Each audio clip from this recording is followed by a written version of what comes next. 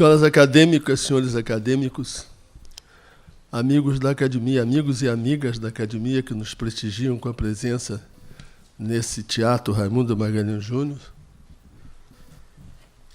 amigos da academia que nos acompanham via internet, online, estamos dando início a mais um ciclo de conferências da academia, ciclos coordenados pela acadêmica Ana Maria Machado, e, nesse caso, intitulado O Corpo, Liberdades e Riscos, proposta e coordenação da acadêmica Rosisca Darcy de Oliveira. Todo início de ciclo, como é de todos consabido, é aberto pelo presidente, que, nesse caso, tem ainda o duplo prazer de acompanhar a exposição de Rosisca. A acadêmica Rosisca Darcy de Oliveira é a sexta ocupante da cadeira 10 da academia, eleita em 11 de abril de 2013. É escritora e ensaísta. Sua obra literária exprime uma trajetória de vida. Nascida no Rio de Janeiro em 1944, forma-se em Direito pela Pontifícia Universidade Católica. Nos anos 60, inicia o seu percurso profissional como jornalista na revista Senhor, no Jornal do Brasil, na revista Visão e no jornal O Globo. Em 1970, tem a carreira jornalística interrompida pelo exílio. Acusada pela ditadura militar de denunciar a prática sistemática de tortura contra opositores políticos, é obrigada a se refugiar em Genebra, na Suíça. Despossuída da língua materna, o exílio a desafia a construir uma nova identidade profissional. O encontro em Genebra com Paulo Freire redireciona o seu trabalho para o campo da educação, interesse em que se aprofunda no aprendizado junto ao seu mestre Jean Piaget, na Faculté de Psychologie et Sciences de l'Éducation de l'Université de Genebra. Em 1971, funda com Freire o Instituto de Ação Cultural e participa do processo de reconstrução do sistema educacional em países africanos de língua portuguesa recém-libertados do regime colonial. O livro Vivendo e Aprendendo, Experiências em Educação Popular, de 1980, exprime a vivência de seus tempos de exílio. Nos anos 70, participa ativamente do emergente movimento internacional de mulheres. Esta experiência inspira os ensaios de Les Femmes en Mouvement et l'Avenir de l'Éducation, 1978. Educação e Société. O ensaio Féminiser le Monde exprime sua valorização da cultura feminina como fator de enriquecimento das relações humanas. Cria, na Universidade de Genebra, um inédito curso sobre o feminino, tema que fundamenta sua tese de doutorado na Faculté de Psychologie et Sciences de l'Éducation. La Formation des Femmes comme Miroir de l'Ambiguïté, que é a tese, e leciona por 10 anos nesta universidade. Seus dois primeiros livros foram escritos e publicados em francês. Les Féminins Ambigus e La Culture des Femmes, Tradition et Innovation. Com o restabelecimento da democracia em 1980, retorna ao Brasil e dá prosseguimento à sua atividade ensaística sobre os temas da educação e do feminino. É assessor especial por 4 anos do vice-governador do Rio de Janeiro, Darcy Ribeiro, que, inspirado em Anísio Teixeira, investe na revalorização e na qualidade da educação pública. Em defesa da causa feminina, se empenha em promover a chegada das mulheres aos lugares de saber e de poder, como exigência de aperfeiçoamento da democracia. Em 1991, funda e preside a Coalizão de Mulheres Brasileiras. Em 1995, é nomeada pelo presidente da República presidente do Conselho Nacional dos Direitos da Mulher, responsável pela implantação no Brasil das estratégias da igualdade, Programa Nacional de Promoção da Igualdade de Gênero. Em sua ação no plano internacional, co-preside a delegação brasileira à Conferência Mundial da Mulher em Beijing, integra o Conselho Mulher e Desenvolvimento do Banco Interamericano do Desenvolvimento e representa o Brasil na Comissão Interamericana de Mulheres da OEA. Propõe a criação e é a primeira presidente da reunião especializada da mulher no Mercosul. Preside a rede internacional Terra Fêmina, um olhar feminino sobre os temas globais nas conferências da ONU sobre população, direitos humanos, meio ambiente e desenvolvimento social.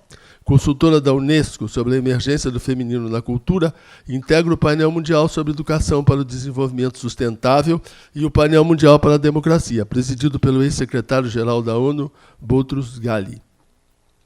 Como contribuição à cidade em que vive, preside desde 2007 o movimento Rio Como Vamos, de promoção da participação e responsabilidade cidadã.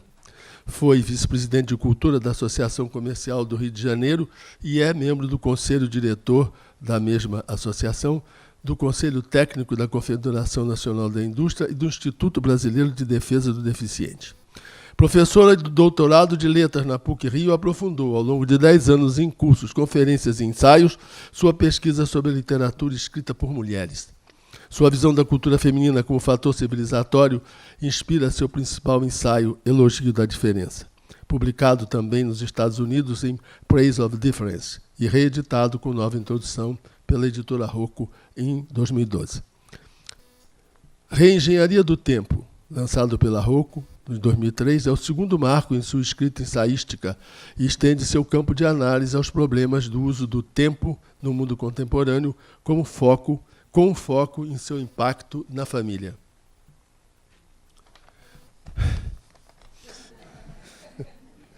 O reencontro com as raízes brasileiras e a língua materna fertiliza sua... porque é de justiça.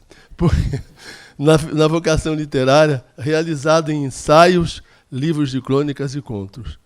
Entre outras publicações, não vou ler todos, né? A Dama e o Unicórnio, Outono de Ouriçangue, A Natureza do Escorpião, Chão de Terra, Baile de Máscaras, Pássaro Louco. De 2000 a 2016, ação permanente e permansiva. É membro do PEN Clube do Brasil. Um fio condutor perpassa sua obra, o elogio da liberdade, a defesa dos direitos humanos e a valorização da cultura feminina como contribuição das mulheres à civilização. Dentre as condecorações e distinções recebidas, destacam-se a Ordem de Rio Branco, entregue pelo Presidente da República, a Medalha Euclides da Cunha da Academia Brasileira de Letras, a Medalha Tiradentes da Assembleia Legislativa do Estado do Rio de Janeiro e o Prêmio Orgulho Carioca da Prefeitura do Rio de Janeiro, além da Medalha Nízia Floresta do Estado do Rio Grande do Norte. E para não lhes roubar mais o tempo de expectativa de ouvir a acadêmica Rosisca Darcy de Oliveira, tenho o prazer de passar a palavra a ela para que nos diga do corpo, liberdade e riscos, que é também o título do ciclo. Rosisca, a palavra é sua, para nosso prazer.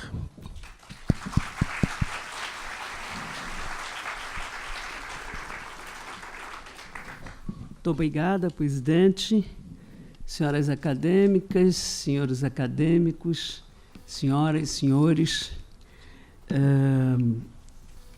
hoje à tarde nós vamos falar sobre liberdade.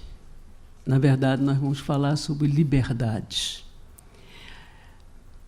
Quem vive o duvidoso, talvez, privilégio de presenciar uma mudança de era, convive com sobressaltos da história humana sem se dar conta da importância que eles revestem. O cotidiano incorpora essas transformações em pequenas doses diárias até que o efeito se faça sentir. Só então se torna perceptível que os destinos individuais e da sociedade, entrelaçados, estão em jogo ao sabor de progressos científicos e escolhas humanas.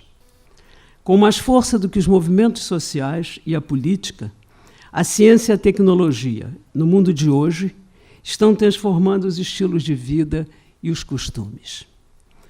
As possibilidades que elas oferecem interrogam a consciência individual e a moral social, abrem o leque das identidades e apontam para o inédito nas relações humanas.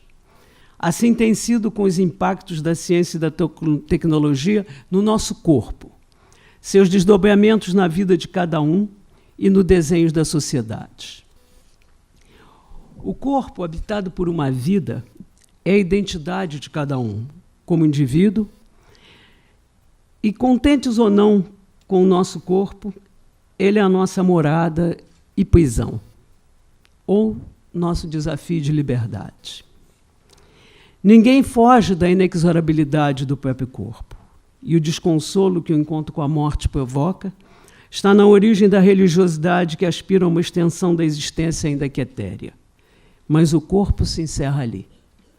Ele é a prisão onde nosso espírito, ainda são e lúcido, habita tudo mais que em nós degenera. O imperador Adriano, em suas memórias recriadas por Marguerite Yourcenar, chora a traição desse nosso melhor amigo, o que nos deu os maiores prazeres e que conhecemos melhor do que nossa própria alma e que, no entanto, é um monstro dissimulado que vai um dia nos trair.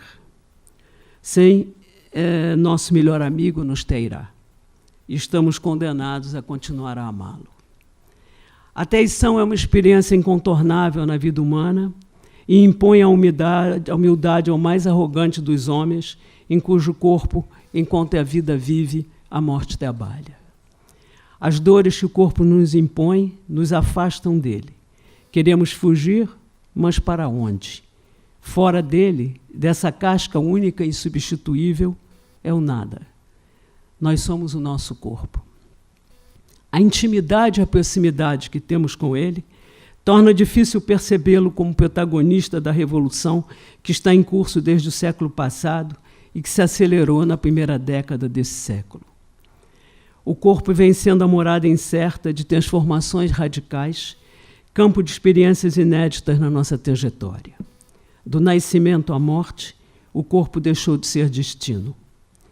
É no corpo humano, a mais permanente de nossas memórias, que uma impressionante revolução está fazendo o desenho original, refazendo o desenho original, tornando movediço o terreno do biológico e substituindo o destino pela liberdade. Nosso corpo tornou-se matéria de escolhas, liberdades e riscos. Que estranha sensação provoca o olhar cândido de Dolly, esse agnus hominis, que, sem saber, terá tirado os pecados do mundo, tornando concebível a clonagem de seres humanos, quem sabe isentos de alma, quem sabe isentos de culpa. A pílula anticoncepcional e as diabruras do movimento feminista já haviam zombado do destino que Freud acreditava inscrito no corpo das mulheres e aberto o leque das escolhas sob o rosto de uma mulher até então desconhecida. O feminino em movimento levou de roldão o masculino e lá se foi por água abaixo a sacrossanta imagem da família tradicional. Feminino e masculino buscam hoje autoria e definição na complexa e diversa vivência de homens e mulheres. Já bem pouco diz o corpo sobre a sexualidade. Se há dois sexos no mundo, as sexualidades elas são múltiplas, confessas e cada vez mais socialmente aceitas. Os dois sexos já não comportam a diversidade sexual, a fertilidade da fantasia e do imaginário. Assim também, juventude e velhice. A indústria farmacêutica beneficiou-se nos últimos anos da venda de potência sexual. O Viagra é o remédio mais vendido no mundo, corrigindo uma das mais inconsoláveis fragilidades no destino dos homens. A cirurgia plástica oferece um paliativo a quem não gosta de si ou já não gosta de si, a promessa de um outro começo ou recomeço. O que vem confirmar a máxima do Prêmio Nobel da Paz, Jacques Monod: o destino se escreve na medida em que se cumpre, nunca antes. Confrontados à vertigem dessas mudanças, entre o fascínio e o medo, somos chamados a formular juízos de valor. Onde há abertura, possibilidade, incerteza, a escolha se instala, trazendo consigo o seu inescapável complemento à interrogação ética. Os progressos da ciência, que são também os da nossa ignorância, como uma vela na catedral, mais do que iluminar, dão a ver a amplitude da escuridão do que não conhecemos. Daí a angústia do nosso tempo. Abandonados pelo destino, que era cruel, mas incisivo, aqui estamos diante da nossa liberdade, responsáveis pelo que der e vier. Ciência e ética, ambas em progresso acelerado, dialogam inevitavelmente frente a imensos desafios, quando a possibilidade de intervenção humana na natureza já não se dá apenas na natureza entendida como meio ambiente, mas volta-se sobre si mesma e interfere na natureza humana. Esse é, ao mesmo tempo, o potencial de liberdade e os riscos que o século XX promete. O corpo que se aprendia nas aulas de anatomia, denominador comum que nos identificava como seres humanos, o corpo que era um dado, é hoje, mais e mais, um construído. Vivemos a era da história do corpo. Um corpo com história. Uma história humana da natureza. Nascer, amar, envelhecer e morrer se abrem em múltiplas possibilidades ofertadas por medicina e genética. Se antes nascíamos de um corpo de mulher, hoje essa afirmação já não é tão segura. In vitro, em úteros alugados, em úteros artificiais, a relação do filho com a mãe já não é mais o fato natural por excelência, é também fato cultural e façanha científica. A possibilidade de clonagem é o ponto extremo desse processo, onde estaria abolida, pura e simplesmente, a filiação e todo o seu valor simbólico e estruturante das sociedades. Sexo e sexualidade já não necessariamente coincidem. Menino ou menina não obrigam a um destino pré-traçado, abrem-se opções afetivas em famílias plurais. A ideia de que a sexualidade é uma opção e não um destino ganha corpo em um tempo em que a homossexualidade é aceita como escolha existencial e legalmente reconhecida em instituições como as famílias homoafetivas. Com o aumento da longevidade, a geração que entra na terceira idade dispõe de uma terceira vida.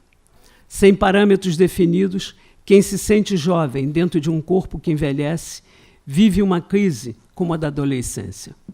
A presença de idosos com desejos, projetos, disponibilidade de tempo e isenção de preconceitos muda a sociedade por dentro. Porque a velhice é um sentimento provocado pelo olhar dos outros. Se esse olhar perde seu poder depreciativo, abre-se um mundo imprevisível. Os imensos progressos da tecnologia, aplicados à medicina, ao lado dos indiscutíveis benefícios que trazem, vêm gerando situações de prolongamento artificial da sobrevida que, apagando as fronteiras entre a vida e a morte, fazem com que sejamos obrigados a temer não o dia da nossa morte, e sim os dias de uma morte em vida. Um calvário para si mesmo e para os que acompanham a agonia. Morte com dignidade, cuidados paliativos, interrogam a escolha do viver e morrer. A definição do que é a dignidade humana traça a linha invisível que separa o possível do desejável. Ciência e sociedade vêm evoluindo por mútuas influências, regenerando-se por efeitos recursivos, inaugurando a possibilidade da autoria de si. Cresce a dimensão de escolha, aumenta a gama de possibilidades, sopra um vento de liberdade. Assustador, às vezes, essa autoria é exigente. Cada um é chamado a exercê-la nas escolhas que faz em seu próprio corpo, em sua própria vida. Um corpo com história, que vive de suas escolhas, já é em si uma liberdade. A cada um o risco de escrever, com suas escolhas, com a sua própria vida, a sua autobiografia. Eu vou me deter um pouco mais detalhadamente em cada um desses aspectos. Nascer. Esse momento inaugural da trajetória de cada um está hoje aberto a uma multiplicidade de possíveis. Desde os anos 50, a descoberta da contracepção inaugurou uma nova era na história das mulheres. A conquista dessa liberdade abriu-se em outras, produzindo um abalo sísmico nas até então aparentemente imutáveis relações humanas. Logo se perceberia que na imutabilidade das mulheres repousava a permanência da família patriarcal e que as mudanças na vida das mulheres feriam de morte a autoridade dos homens sobre elas. o controle do corpo trouxe consigo, para as mulheres, a inédita e impensável liberdade sexual. O risco da gravidez indesejada fora até então a mais segura chave que garantia a prisão dentro da família. A sexualidade se desliga do casamento e se abre a uma multiplicidade de possíveis. A instituição inquebrantável da família, como guardiã da sexualidade, cede terreno à livre expressão amorosa, um inusitado pássaro louco que ninguém sabe onde vai pousar. Se a família tradicional se estruturava em torno da procriação, a família hoje se assenta cada vez mais em relações de afeto e respeito recíproco. Permanece enquanto duram esse afeto e esse respeito. Deixou de ser um compromisso para toda a vida. A partir dos anos 80, a engenharia genética oferece a homens e mulheres uma possibilidade antes desconhecida. As novas tecnologias de reprodução venceram a infertilidade e trouxeram alívio aos casais que sofriam com ela, recorrendo à fecundação in vitro, os úteros artificiais, os bancos de óvulos e de esperma.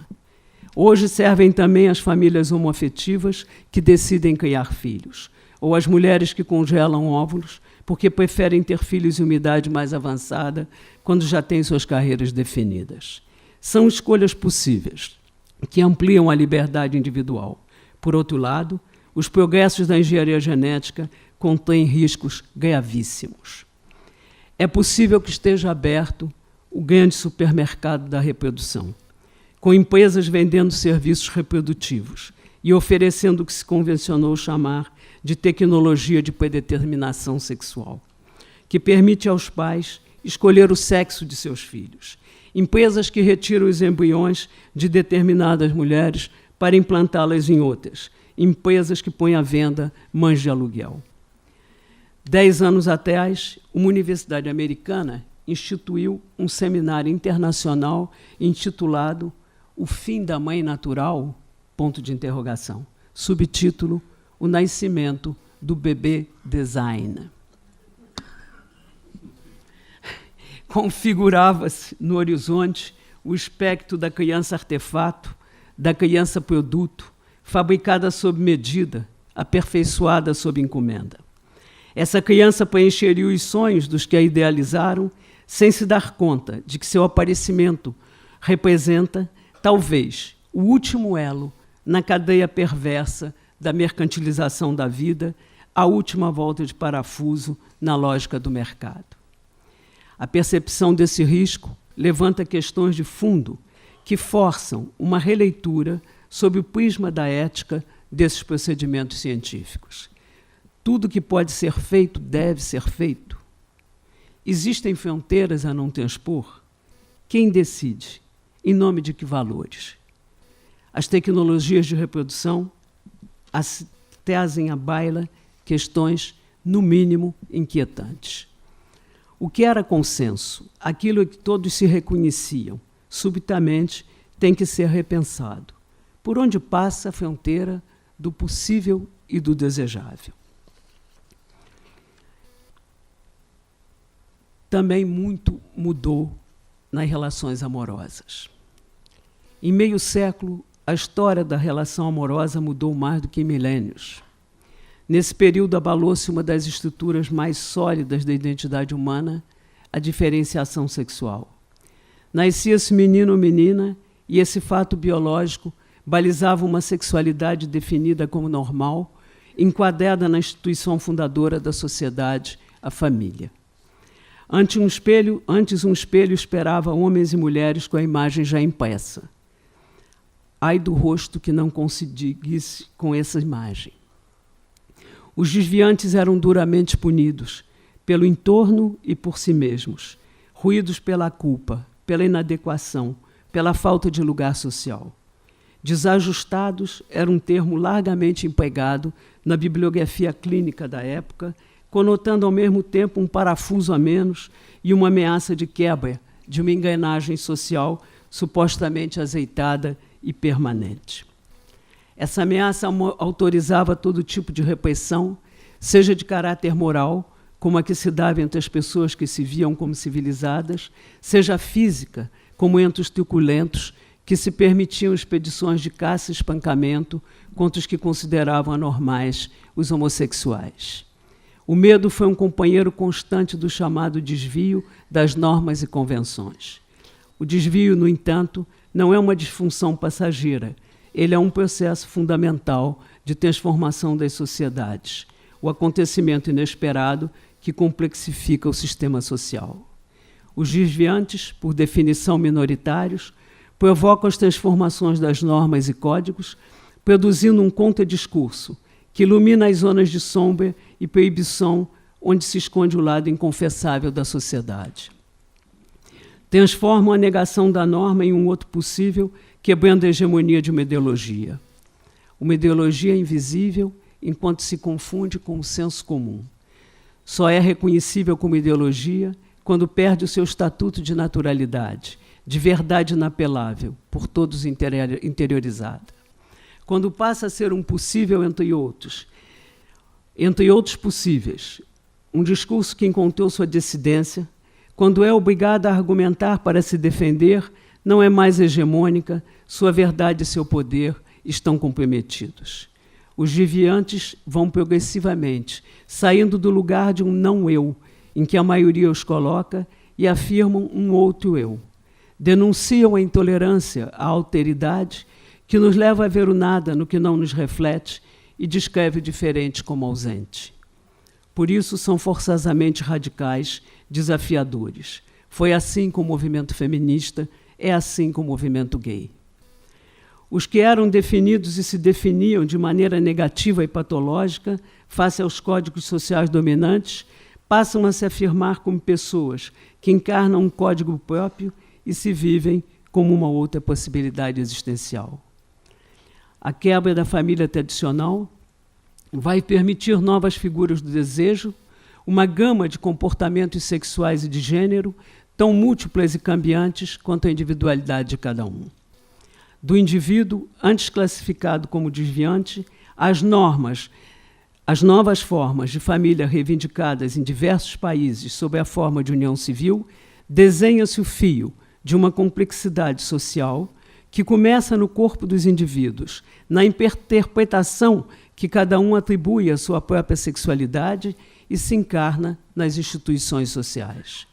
O debate sobre a união civil de homossexuais é o melhor exemplo do movimento, que começa com uma demanda de reconhecimento de identidade, demanda individual de existência e culmina com uma transformação institucional, a reconfiguração do conceito de família. Vamos agora à questão do envelhecimento. O mundo está envelhecendo. Toda a demografia nos fala sobre isso. Ninguém quer a morte, só saúde e sorte, sentenciou Gonzaguinha, e desde então os brasileiros repetem esse coro, repetem esse refrão.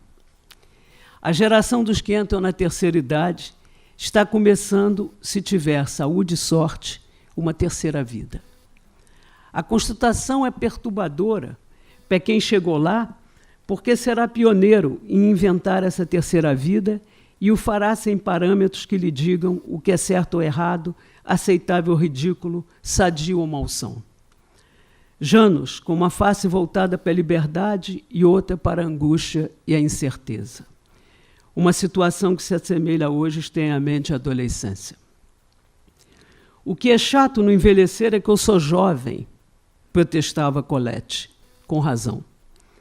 Penso que pessoas que se sentem jovens e ainda não se reconhecem em um corpo que não lhes parece seu, lembram os adolescentes que, com um pé na infância, assistem perplexos à revolução hormonal.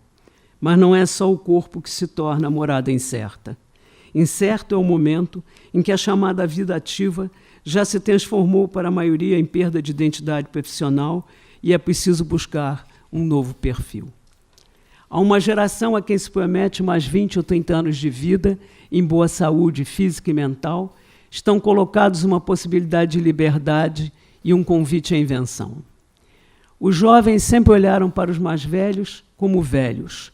Só que hoje, os chamados idosos não se comportam segundo a expectativa dos jovens. mudou sua disposição de vestir os estereótipos com que se lhes ditava uma vida sem futuro. A grande armadilha que desfigura a existência de quem avança na idade é a nostalgia da juventude perdida e a tentativa desesperada de recuperá-la. Esse desespero tem raiz no sentimento de exclusão, no sinal de menos que vem associado ao envelhecimento. Se alguém se convence de que já não há lugar para si lá onde está, nada lhe resta senão tentar o impossível retorno. Para isso, todos os sofrimentos e riscos são assumidos, inclusive as mesas de operação. Assumir uma identidade viva, compatível com essa fase da existência, é mais desafiante do que lançar-se na imitação da juventude, aventura em que as fronteiras do ridículo e do patético são muito tênues. Talvez assim a distância entre jovens e idosos diminua, aumentem as possibilidades de convivência e proximidade, como acontece com quem viaja, visita outra cultura e encontra encanto na experiência do outro. Nada melhor para exorcizar o fantasma da morte, já que há consenso de que a vida é para todos moços e mais velhos, uma doença fatal, sexualmente transmissível. Não se trata de medo da morte, mas de medo da vida, com suas possibilidades cortadas ou reduzidas pelo tempo que passou. Medo da perda de oportunidades que a juventude oferecia e que aparentemente se esvaziam quando a idade avança. Saudade do corpo sem marcas e do elan que o habitava e sobrevive intacto, sem o corpo onde morava.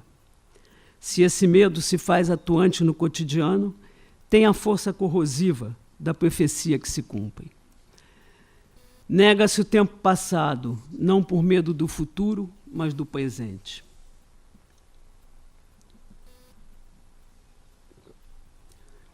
É o olhar estrangeiro que nos faz estrangeiros a nós mesmos e cria os interditos que balizam o que supostamente é ou deixa de ser adequado a uma faixa etária.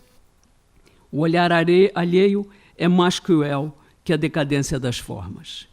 É ele que mina a autoimagem, que nos constitui como velhos, desconhece e, de certa forma, proíbe a verdade de um corpo sujeito à impiedade dos anos sem que envelheça o alumbramento diante da vida. Porque ninguém de fora para dentro se percebe envelhecer. Proust, que de gente entendia como ninguém, descreve o envelhecer como o mais abstrato dos sentimentos humanos. O príncipe Fabrício Salinas, o gato pardo, criado por Tommaso de Lampedusa, não ouvia o barulho dos grãos de areia que escorrem na ampulheta.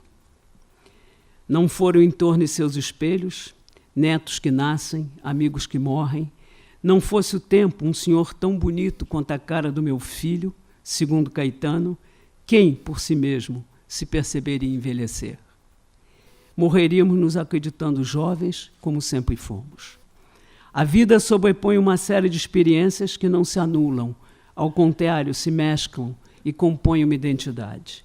O idoso não adula dentro de si a criança e o adolescente, todos reais e atuais, fantasmas saudosos de um corpo que os acolhia, hoje inquilinos de uma pele em que não se reconhecem. E se é verdade que o envelhecer é um fato e uma foto, é também verdade que quem não se reconhece na foto se reconhece na memória e no frescor das emoções que persistem. É assim que, vulcânica, a adolescência pode brotar em um homem ou uma mulher de meia idade, fazendo projetos que mal cabem em uma vida inteira. As transformações que se operam no corpo não são sem paralelo com o que se opera no conjunto da identidade. Ao longo da vida acumulam-se diferentes identidades na experiência de cada um, e o processamento dessas identidades não se dá pela exclusão uma das outras, mas pela interação entre elas. O jovem não elimina a criança, o adulto não mata o adolescente, o idoso não renuncia necessariamente a nenhum desses passados.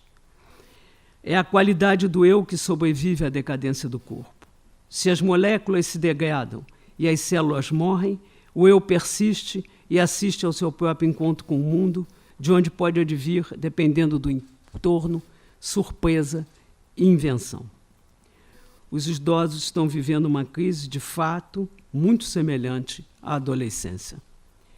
No lugar do que eu vou ser quando crescer, perguntam-se o que eu vou ser quando envelhecer. E ninguém responde simplesmente velho, porque essa expressão recobre agora uma gama de experiências possíveis. É o conceito de velhice que envelheceu.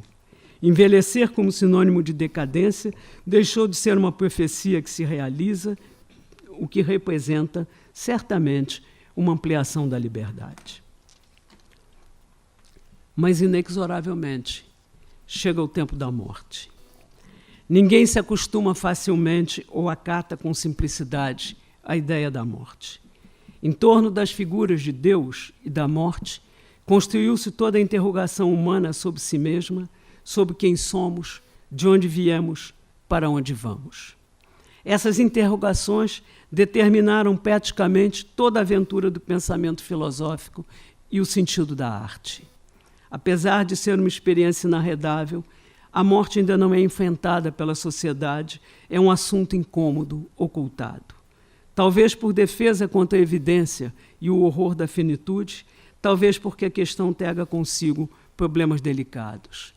Daí a aspereza do debate sobre se sim ou não a medicina tem o direito de ajudar um paciente a morrer quando esta é a sua vontade, ou, ao contrário, o dever de prolongá-la em quaisquer circunstâncias.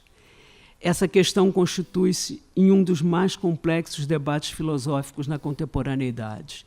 Manter o corpo vivo ou não, quando a dor o atormenta e já não há esperança de remissão. Quem teve a penosa experiência de acompanhar um ente querido em fase terminal, sabe que não presenciou um espetáculo de vida, mas, pelo contrário, da morte em vida, da morte presente na vida, e é nesses momentos que a possibilidade, seja dos cuidados paliativos, seja da morte com dignidade, encontra a sua justificação. Quando a senhora das sombras se instala nas células, é preciso negociar com ela. O debate sobre cuidados paliativos participa dessa negociação. Enfim, começamos a admitir o direito de morrer e de morrer em paz. É preciso quebrar o silêncio e abrir uma dinâmica nova na rotina macabra do fim de vida. Evoluiu-se agora para discutir não apenas nas comissões de bioética ou nos conselhos de medicina, mas dentro de cada família, confrontada ao fim de vida de uma pessoa querida, como melhor acompanhá-la nesse momento em que desvalida, acrescenta-se a dor física, a dor moral.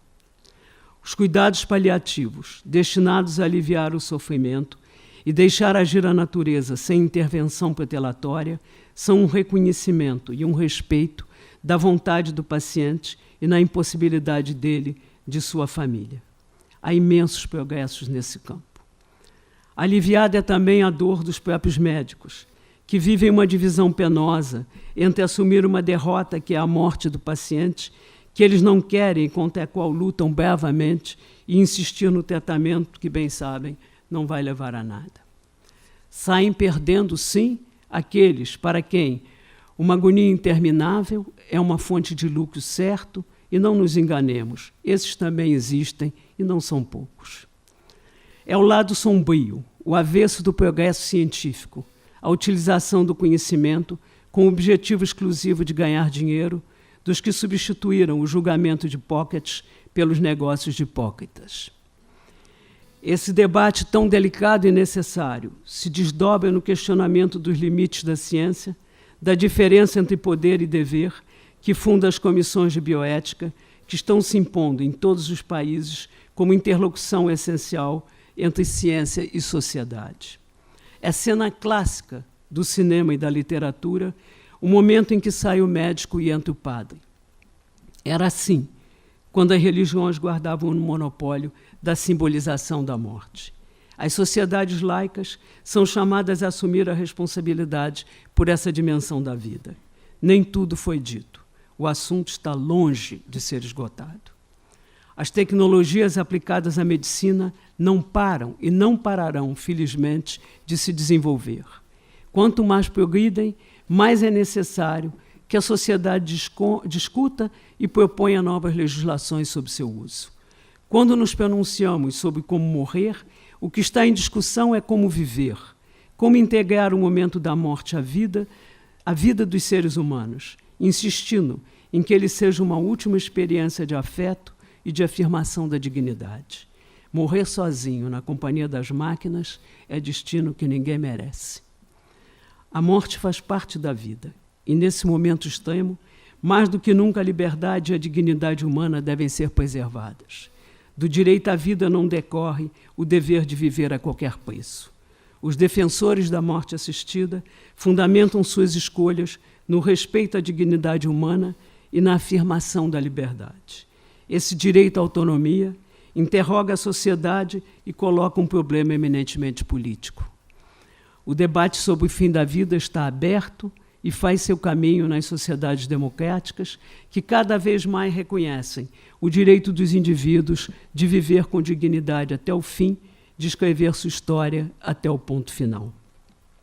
Nada é mais cruel e injusto do que, em nome de um princípio religioso ou de uma ética médica de outros tempos, impor a um ser humano, já fragilizado contra a sua vontade, dores atrozes, a imobilidade que aprisiona dentro do próprio corpo ou a convivência insuportável, com a certeza de que sua mente e, em consequência, sua capacidade de escolha estão se apagando. O que está em jogo não é só a dignidade de cada um, é a essência mesma de nossa humanidade. Feliz de quem consegue chegar ao fim da vida, ainda que na posse de suas faculdades mentais, com suas lembranças e afetos intactos, cercado pelos seus entes queridos. O primeiro passo na direção de um maior respeito à demanda dos pacientes é a atenção cada vez maior que vem sendo dada aos cuidados paliativos, a luta contra a dor e o sofrimento, percebidos até pouco tempo como uma fatalidade. Médicos que sempre pensaram que sua missão era garantir a todo custo a sobrevivência dos pacientes, vão aprendendo no contato com eles a importância de poderem ser tratados em casa ou atendidos por equipes treinadas para reduzir a dor e sofrimento, capazes ainda de fazer as pequenas escolhas cotidianas que exprimem seu gosto pela vida. Ajudar o paciente a lidar com a angústia da morte implica em ouvi-lo, e ouvi-lo inclui a possibilidade de que ele peça ajuda para morrer ou para continuar vivendo até o fim. Os cuidados paliativos exprimem escuta e respeito ao desejo dos pacientes, mas não respondem à questão de fundo. O poder de decisão não pode mais estar nos médicos, por melhor intencionados que sejam, e sim na vontade soberana do paciente. A morte com dignidade tem que entrar na pauta das liberdades que se ampliam e são reconhecidas como direitos garantidos em lei. Morrer dignamente é a última das liberdades. Senhoras e senhores, é hora de concluir. Contrariamente aos que pensam que este é um mundo a ser governado pela ciência, estamos diariamente respondendo em nossa vida, com as vidas que vivemos, respondendo a essas questões, mesmo se não nos damos conta da importância coletiva de nossos gestos individuais. As sociedades se geram a si mesmas.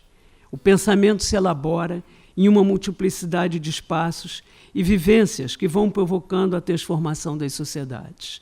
Os caminhos que cada um escolherá serão diversos e imprevisíveis. O cosmólogo Luiz Alberto Oliveira, que eu muito respeito, um cientista de alto nível, que eu já tive a oportunidade de trazer aqui à Academia Brasileira de Letras, vai buscar em Jorge Luiz Borges a imagem do labirinto, para explicitar a indeterminação do futuro, as múltiplas possibilidades do real. Luiz Alberto diz: irremediáveis descendentes de Dédalo, costumamos conceber um labirinto como uma armadilha espacial, uma estrada que não leva a lugar nenhum. Luiz Alberto Oliveira aprendeu com Jorge Luiz Borges que não é assim. Cientistas e poetas têm um namoro antigo, talvez porque, de certa maneira, façam a mesma coisa. Ele invoca o jardim dos caminhos que se bifurcam, onde Borges demonstra que a unidade elementar de um labirinto é a encruzilhada e continua sua viagem pelo labirinto perguntando: o que sucede numa encruzilhada? Temos a estrada estabelecida, necessária, surge a bifurcação. Qual dos dois caminhos o viajante vai seguir? Quais ramificações de bifurcações posteriores poderão vir ser percorridas? Quais futuros serão atualizados? A encruzilhada está ali, está dada, mas a escolha é imprevisível, imponderável. Dela só podemos dizer sua chance. Cada vez que numa encruzilhada um caminho é seguido, o dado do acaso rola sobre a mesa da necessidade. Tomo emprestado a Luiz Alberto Oliveira a metáfora do labirinto. O labirinto é a encruzilhada a partir da qual o caminho que for escolhido pode levar a um beco sem saída ou a novos horizontes. Ao longo de toda a sua história, a ciência vem inventando a natureza e modificando-a. Tudo que foi feito desde a pedra polida até hoje é uma história de intervenção humana na natureza e, nesse sentido, a ciência não é diferente da arte. Os artistas não são os únicos que inventam a natureza. Nas sociedades democráticas, essa construção artística implica em um debate permanente entre pessoas. As sociedades se tornam um imenso campo argumentativo, onde se define como essa arte vai se exercer, melhorando a vida humana sem que ela seja posta em risco. O discurso triunfalista da ciência, a ciência pode tudo e vai tudo transformar, só teria sentido se esse triunfo fosse dos homens sobre si mesmos, uma dobra na consciência que lhes permitisse aliar à perfeição técnica a responsabilidade moral. O tema não é novo. Em 1948, Norbert Wiener lançou um livro sobre a cibernética, onde dizia: tenho a plena consciência de que estou inaugurando uma ciência que pode ser para o bem ou para o mal. Essa ciência não voltará atrás, porque o conhecimento, quando se revela, não pode mais ser negado. Wiener, perguntando-se o que fazer com essa ciência nova, promissora e desafiadora que estava criando, respondia: não abandoná-la, não deixá-la escapar de nossas mãos, porque isso será imediatamente apropriado pelos mais venais e mais mortíferos. Essa mesma cautela se impõe hoje face às biociências. Os conhecimentos estão aí. São constitutivos do mundo contemporâneo. Não voltarão atrás.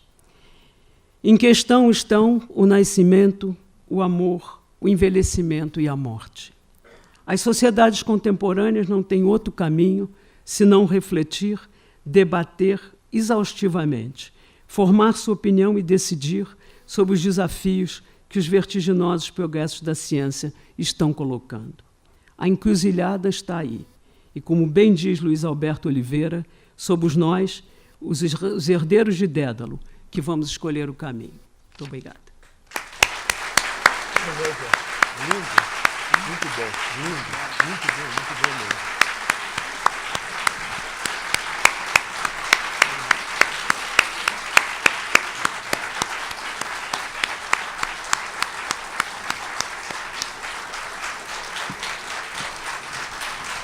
De pé, Claudinho de pé.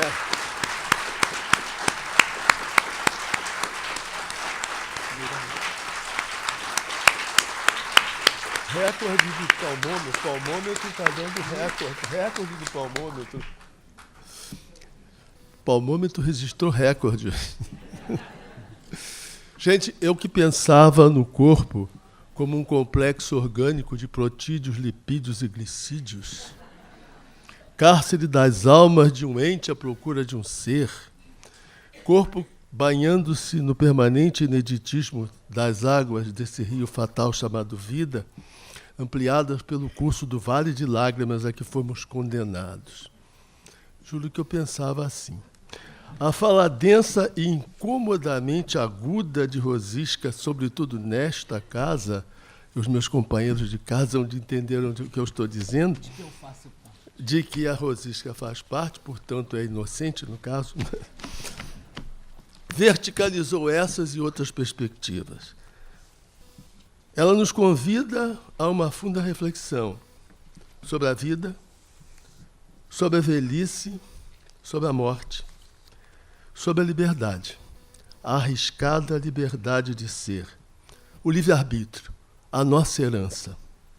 E, sobretudo, sobre a dinâmica da cultura planetária em que nos inserimos e os caminhos do corpo nesse percurso, do nosso pobre corpo, feito de água, de bactérias, de proteínas. E, sobretudo, do sopro do Espírito. A Academia Penhorada agradece e convida a todos para a próxima conferência sob um título ainda mais incômodo, né? Terrivelmente incômodo, que eu espero que o Dr. Drauzio Varela enfeite e doure a pílula, porque o título da conferência, gente, é O Fim da Vida.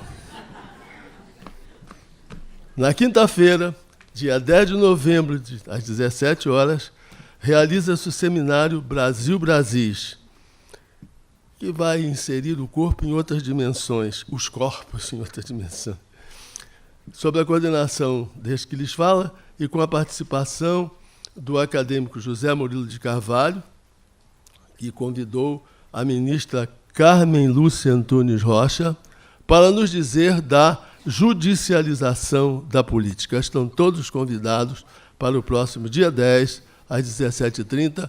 Está encerrada a sessão do seminário. Muito obrigado pela presença e pelo apoio.